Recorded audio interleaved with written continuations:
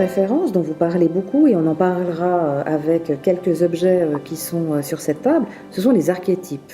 Oui. Alors, évidemment, moi j'en ai beaucoup entendu parler avant de lire votre livre. Par contre, j'ai découvert plein de choses.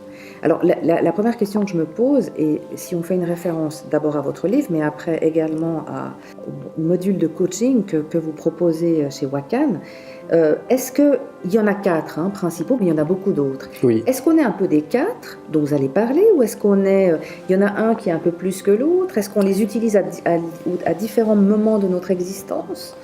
C'est un sujet qui me passionne parce que Jung, qui était le premier à nommer le mot archétype, lui-même était très à étudier non seulement la psychologie, mais le monde des esprits. On ne le sait pas tellement, mais en fait, il était très versé là-dedans. Et en fait, les 4 archétypes majeurs dont je parle dans le livre, que sont le guerrier, le visionnaire, le guérisseur et le sage, ou l'enseignant, ce qu'il y a d'intéressant, c'est qu'on va les retrouver dans absolument toutes les cultures. Ce que j'ai appris dans mon parcours, c'est que quand on étudie les religions, on sait dans le monde qu'il y a beaucoup de guerres de religions. Ce que m'a appris mon parcours, c'est que il y a une vérité intéressante quand les religions différentes parlent de la même chose. C'est-à-dire qu'il y a comme une ligne de vérité commune à toutes les religions. Ouais. Et là, on sait qu'on n'est pas dans le dogme, on est dans quelque chose de vrai. Les archétypes, qui ne sont évidemment pas une religion, mais qui sont une présentation d'une facette forte de la personnalité que l'on va reconnaître dans toutes les cultures. Quand on parle de guerrier ici, sous nos contrées, ou que j'aille en Asie, ou que j'aille aux États-Unis, on va comprendre ce qu'on veut dire par guerrier.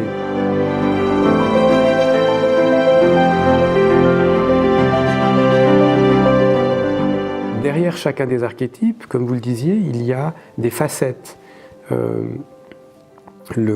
La facette du guerrier, c'est notamment son courage, sa présence, sa force. Absolument. Le visionnaire, ça va être sa clarté. Le guérisseur, ça va être sa capacité à se relier à son cœur et à sa tête. Le sage, ça va être sa faculté de se libérer de tout attachement. Et donc, ce que l'on a à chercher en nous, c'est une forme d'équilibre entre ces facettes que nous avons tous. Et dès qu'on l'étudie et qu'on s'intéresse aux archétypes, on va rencontrer des zones de lumière, c'est-à-dire des qualités que nous avons développées, que nous avons plus en avant. Par exemple, je suis quelqu'un de très décidé, donc mon archétype du guerrier est bien en place. Par contre, j'ai de la peine à attendre en période de confusion, donc mon sage est peut-être moins dans la lumière. Donc dans ce cas-là, on parle d'ombre.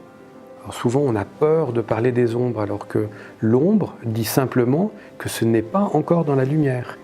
Donc le travail à faire avec chacun, c'est d'aller découvrir quelle est notre part de lumière, quelle est notre part d'ombre, pour finalement devenir qui l'on est et équilibrer ces différents archétypes en nous pour découvrir notre unicité. Il ne s'agit pas d'être dans l'équilibre 100% de tous les archétypes et d'être pareil à tout le monde. Nous sommes très différents.